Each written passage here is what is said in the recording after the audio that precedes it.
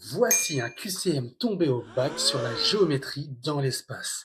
L'espace est rapporté à un repère orthonormé. On considère les points A, B, C et D avec leurs coordonnées. Tu as trois propositions. Proposition A, les points A, B, C et D ne sont pas coplanaires. Proposition B, les points A, B et C sont alignés. Proposition C, les vecteurs A, B et C, D sont collinéaires. Dans un QCM au bac, il n'y a qu'une seule bonne réponse. Les deux autres sont forcément fausses et surtout, il n'y a pas de justification. Et ça, c'est cool. Je te laisse 5 secondes pour mettre pause et essayer de le faire. Tu es prêt? C'est parti.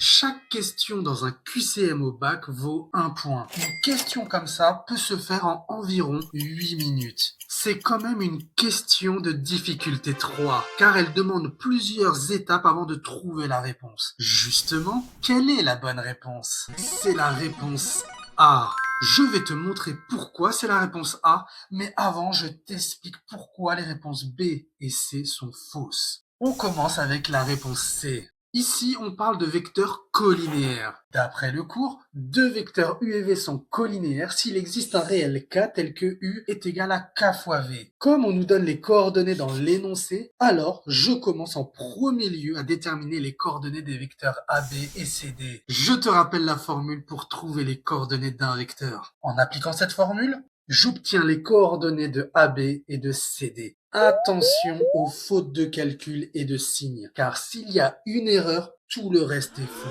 Étape suivante, je regarde les coordonnées et je calcule comment on passe de l'un à l'autre. 4 pour aller à moins 2, on multiplie par moins 1,5. Dans ta copie, tu écris que XCD est égal à moins 1,5 de XAB. Ainsi, K est égal à moins 1,5. Il faut maintenant vérifier que le coefficient K est le même chez les Y et chez les Z. On y va avec les Y. 1 pour aller à moins 1, on multiplie par moins 1. On écrit que YCD est égal à moins YAB. Ainsi, K est égal à moins 1. On ne trouve pas le même K, pas besoin d'utiliser les Z. Il n'existe pas de réel K tel que CD est égal à K fois AB. Autrement dit, les vecteurs AB et CD ne sont pas collinéaires. Voilà pourquoi la réponse C est fausse.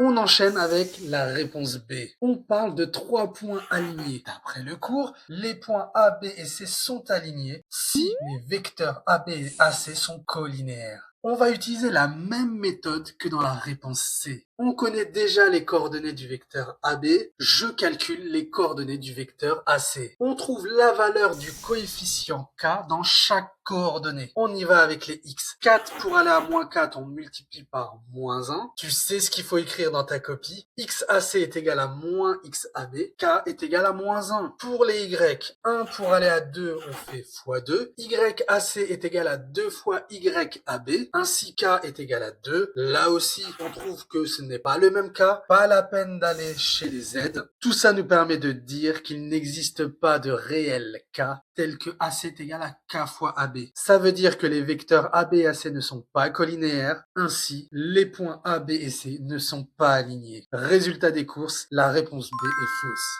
Et pour finir, la réponse A. Ici, il est question de points non coplanaires. Autrement dit, les points A, B, C et D ne sont pas dans le même plan.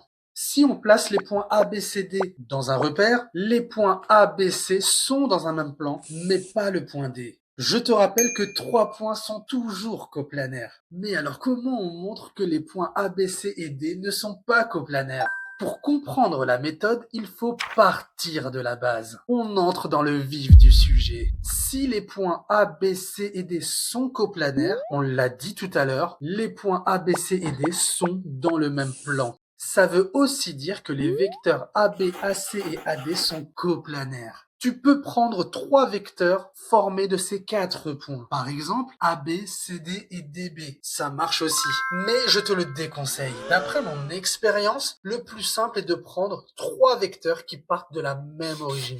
C'est plus simple pour toi et pour le correcteur. 3 vecteurs sont coplanaires si l'on peut l'écrire l'un en fonction des deux autres. C'est-à-dire qu'il existe deux réels A et B tels que AD est égal à A fois AB plus B fois AC. Dans notre exercice, pour montrer que les points ne sont pas coplanaires, on va montrer que les vecteurs ne sont pas coplanaires. Ainsi, on va montrer qu'il n'existe pas de réel A et B tel que AD s'écrit A fois AB plus B fois AC. C'est ça notre stratégie.